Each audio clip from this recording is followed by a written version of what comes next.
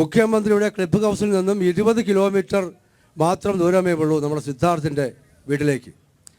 ആ സിദ്ധാർത്ഥിൻ്റെ വീട്ടിൽ ഇന്ന് വരെ മുഖ്യമന്ത്രി അവിടെ പോയിട്ടില്ല. പക്ഷേ ഷുഹൈബ്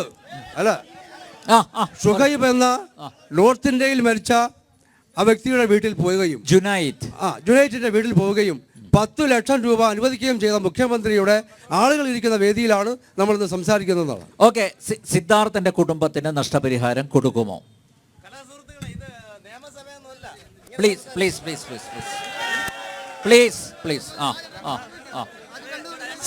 സിദ്ധാർത്ഥന്റെ കുടുംബത്തിന് ആവശ്യപ്പെട്ടത് നടപ്പിലാക്കിയിട്ടുണ്ട് ഗവൺമെന്റ്.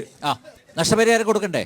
നഷ്ടപരിഹാരം ആവശ്യപ്പെട്ടാൽ അത് പരിശോധിക്കപ്പെടാനുള്ള ആർജവമുള്ള ഗവൺമെന്റാണ് ഈ ഗവൺമെന്റ്. അത് നടപ്പിലാക്കാറുള്ള ഗവൺമെന്റാണ് ഈ ഗവൺമെന്റ്. അല്ല, അവര് ചോദിക്കാത്തതുകൊണ്ടാണോ കൊടുക്കാത്തത്? അവര് ചോദിക്കാത്തതുകൊണ്ടാണോ കൊടുക്കാത്തത്? ഒരു മിനിറ്റ്. എത്ര ദിവസമായി സംഭവം നടന്നിട്ട്?